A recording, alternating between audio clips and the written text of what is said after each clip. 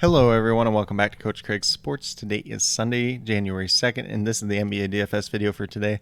In today's video, we'll be doing a recap of yesterday's picks, talking about the injuries in play for today's slate, and then talking about my picks for both FanDuel and DraftKings for today's slate as well. But without further ado, we'll get into it with yesterday's picks. So on the DraftKings side, we had Kobe White, $4,900 looking for 25 points on him. He got to 34, so he was a hit. And then we had Campazzo at shooting guard, $4,200 looking for 21 points on him. He ended up with 60.5 points, so he was a massive hit, about 14 times value yesterday, which is pretty much as high as you're ever going to see compared to his price tag. Then initially I had Marcus Morris here at the small forward position. He got announced that he was only going to play in case of emergency about 10 minutes before the game, so I had to switch over. I said you could go to Aaron Gordon or Terrence Mann. If you went with Aaron Gordon, $5,600. We're looking for 28 points on him. He got to 29.75, so he would have been a hit.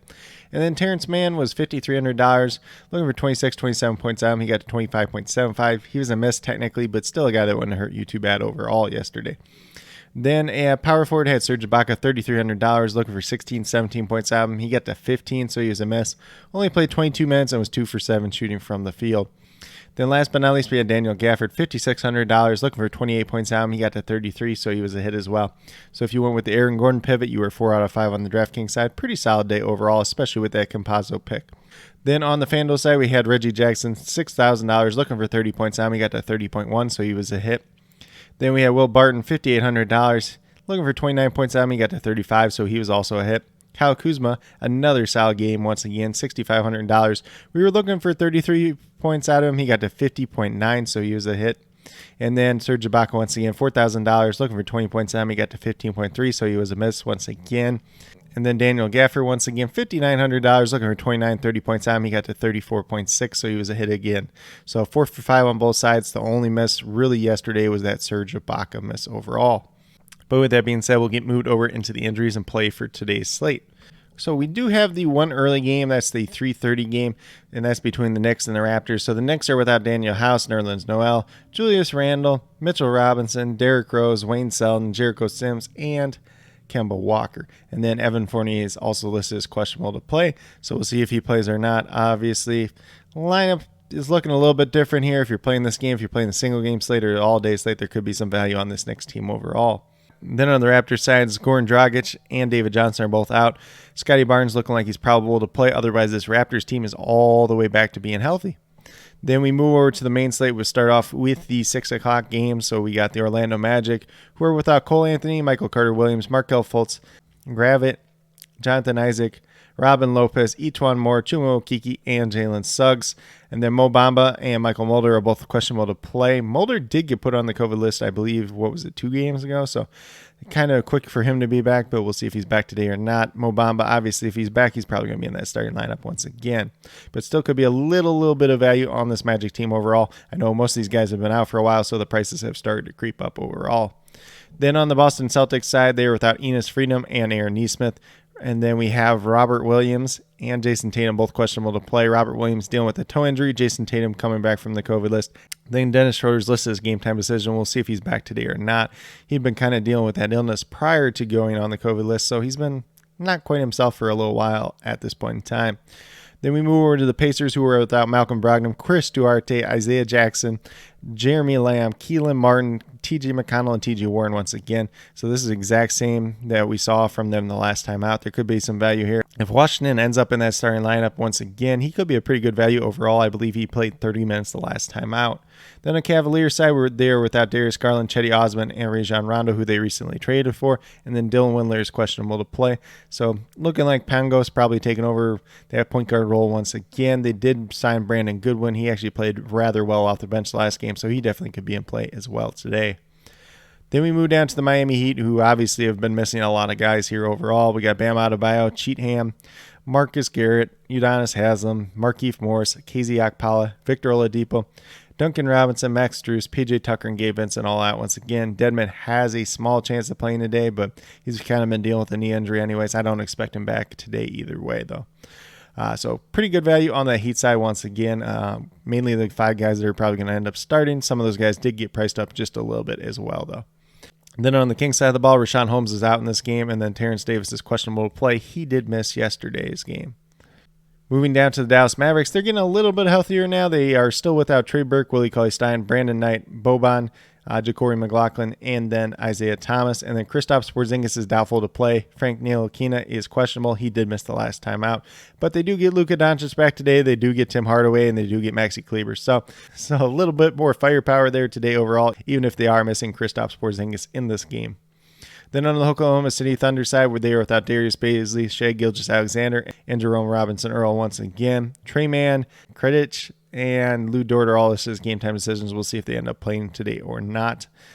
Then we move over to the Suns, who are without DeAndre Ayton, Jay Crowder, Frank Kaminsky, JaVale McGee, Abdul Nader, and Dario Saric once again. And then Chandler Hutchinson is also questionable to play, but he doesn't really factor into the rotation more times than not. For the Hornets, they're without Carey and Scotty Lewis once again. P.J. Washington and Miles Bridges are both listed as questionable to play. We'll see if they're back today or not. Then for the last game of the night, we had the Timberwolves and the Lakers. And Timberwolves are without D'Angelo Russell and Karl Anthony Towns once again. Anthony Edwards, Taurean Prince, and Jared Vanderbilt all listed as questionable. And McKinley Wright does have a chance to play today, but probably not in the rotation either way. For the Lakers side, they were without Anthony Davis, Kendrick Nunn, and Denzel Valentine, who they recently traded for in that Rajon Rondo trade. And then LeBron James, this is a game time decision, pretty much like he is every single day. But with that being said, that's a quick little rundown on all the injuries in play for tonight's slate. There's definitely a couple that we'll be watching out for, see if some of these guys make their way back, see if some of these guys don't end up making their way back tonight. And then if there's any other news that pops up throughout the day, I'll definitely be sure to have that down in the comments as well. But with that being said, we'll get moved over to DraftKings and talk about my picks over there. So we're going to start off at the point guard position with RJ Hampton, $5,000, looking for 25 points out. Got him projected for 26, 27 points once again tonight. Probably still coming off the bench, playing, close to 30 minutes either way. So RJ Hampton, not a guy that I'm shying away from once again tonight, looking like a decent little value play.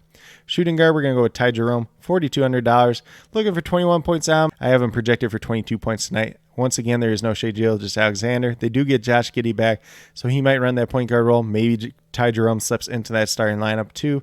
There's definitely a lot of different ways they could play it, but he should still see a decent amount of run at that point guard position overall. Then at small forward, we have Torrey Craig, who, played rather well last time out, played big minutes, $4,200, looking for 21 points at him. Got him projected for about 21, 22 points tonight. Obviously, if he gets the minutes, he's going to be looking like a pretty good play overall. But, Ty Jerome, Torrey Craig, these are guys that could change throughout the day too if more value opens up as well. Then at power forward, we're going to go with Maxi Kleber. Just coming back into that lineup, probably going to start there for Kristaps Porzingis. $3,700, look for 19 points out of him essentially. Averaging about 19 on the season, got him projected for 20 points tonight. Offers a little bit of upside for more if he plays bigger minutes in tonight's game. Then last but not least, at that center position, we got Jalen Smith. $5,000, looking for 25 points out of him. Should be that starting center once again. Should be seeing sizable minutes. Got him projected for 28 points tonight. Offers a little bit of upside as well. But with that being said, if you go with these 5 players on the DraftKings side, you'll have $27,900 remaining, $9,300 per player. So you could probably pay up for 2 studs if that's something you want to do tonight, and then find a value play to pair along with them, or you could try a little bit more balanced approach as well. But with that being said, we'll get moved over to FanDuel and talk about my picks over there as well. So I'll start off by saying the point guard position is not like the super value spot today on the FanDuel side. So I went with Tim Frazier here, $3,900, looking for 19, 20 points at him. Got him projected for 18 to 19 points. Should be in that starting lineup. Should be playing decent minutes once again tonight. So you could definitely do a lot worse than Tim Frazier on tonight's slate, especially in terms of a pay down option overall. At shooting guard, I'm going to go with Josh Giddey, $6,400, looking for 32 points at him, averaging about 30 on the season. Once again, no Shai Gilgeous-Alexander in this game. Have Josh Giddey projected for 32 to 33 points tonight. Then at a small forward, we're going to go with Jimmy Butler, $9,200, looking for 46 points at him, averaging 44.5 essentially on the season. I have him projected for 50 points tonight.